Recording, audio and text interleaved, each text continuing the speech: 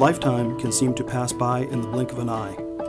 When our loved ones approach the end of life, it is important that we find ways to provide comfort and support to both patients and their families.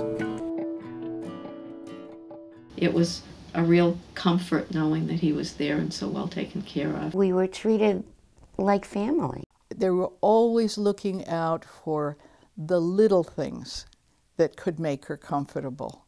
I never felt I was walking into a facility. The whole process went about as well as it could with all the help that we got.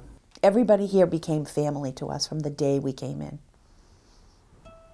Out of approximately 3,400 Medicare certified hospice programs in the United States, 53 of them are in Massachusetts. 9 of these also provide a hospice residence, and one of them is right here in our own backyard. Here at Parmenter Community Health, we have been providing hospice care at home for almost 20 years, and for the past 10 years, we have offered residential hospice services at the Miriam Boyd Parllin residence in Wayland, Massachusetts. Parllin House is a special place in many ways. Through the generosity of many friends and supporters of Parmenter, Parllin House is being enlarged from 6 to 10 private rooms. In celebration of this, we invite you to watch and listen as people share their experiences of our hospice residents. When it was suggested that Dan go to a hospice residence, I didn't know quite what to expect. I'd seen websites and brochures, but they were always prettier than reality. And I had had loved ones passed in nursing homes, and I know that that can be a rather sterile, institutional kind of environment. I was the caregiver for my mom. It was a full-time job. I cut back on my work hours. I had a little one at home who needed me all the time. Nursing home, it was a full-time job. Mom living at home alone, full-time job. And when Mom came here, suddenly my mother and I were mother and daughter again.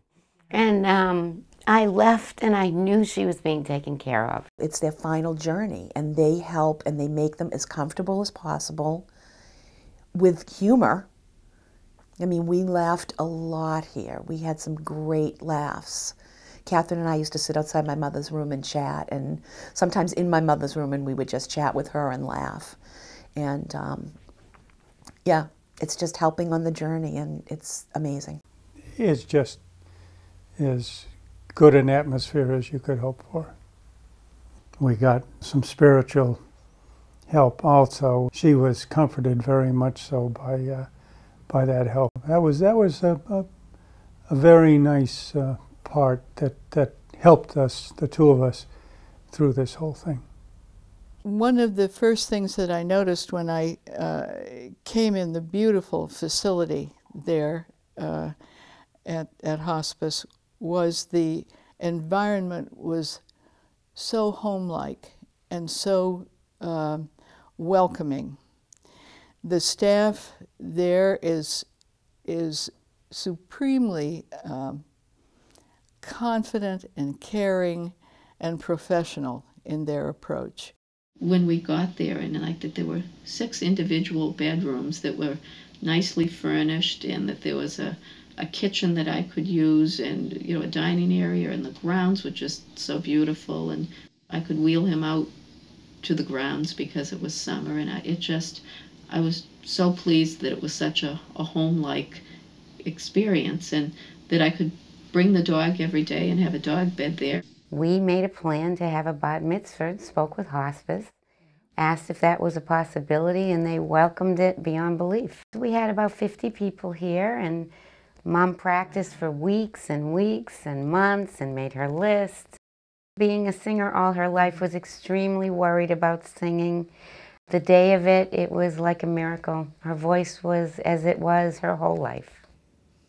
Remembered every line and gave a beautiful speech at the end. It was an amazing experience. It was a gift to be able to spend a month with my mother and just be her daughter. It was probably the guiding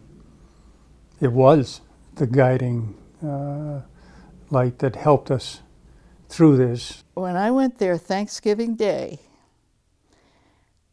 a feast had been prepared by St. Anne's Church, and they had, I can't tell you how many enormous turkeys there.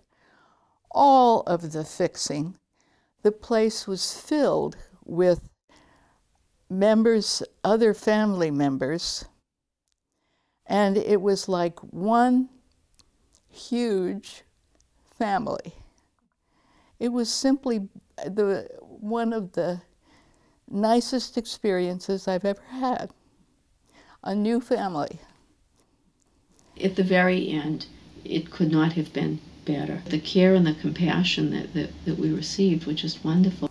Being here and having my mom's last 8 months of her life be one of the greatest chapters of her life has brought such comfort to us and made the process, both when she was alive, here and after, just amazing. The kitchen was a wonderful place to exchange stories, to talk about the day. There were always cookies being baked. The minute you walk in the door, it's warm, it's family.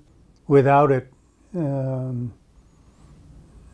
I would have been at a loss as to how to control both the procedure and my own personal feelings. Another beautiful area there was the garden, the healing garden. Was it's a very relaxing, contemplative place. And that was a very special part of every day. It was so positive. We had every holiday here. We sang here. We lived here. That's the irony of it, to live in a hospice facility. The recurring thing here is the people. It's the people who make this place. I mean, this could be in a tent in the middle of nowhere. It's the people. It's not the facility. It doesn't make any difference that there's a microwave, that there's a stove, that there's a refrigerator, that there's a dining room table, that if there's a whole family here, they can sit down and have dinner, which happened quite a few times when my mother was here. It's the people. It's the people, and all the people here have been here for a long time, and they truly care. It's not put on. It's not like they're getting paid to care about the people. They truly care. They truly care. It's the people. It's the people. For those who prefer in-home hospice care, which is covered by Medicare, Parmenter's Wayside Hospice serves 26 communities in the Metro West area. I was there every day and experienced and saw the real McCoy while I was there. There's no faking professionalism or care and kindness. Those things can't be faked. Money, there's never enough money. And I know that there are things that are important and maybe things that you think are more important. If I had lots of money, I would set up an endowment. When my mother passed away, I asked people to please send donations in her memory.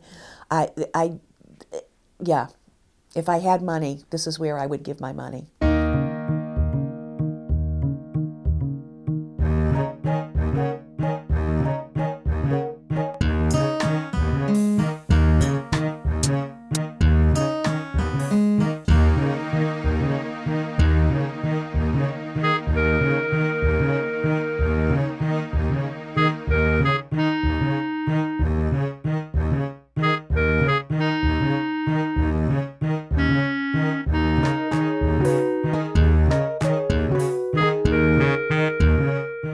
Everybody give. That's right. That's good. That's good.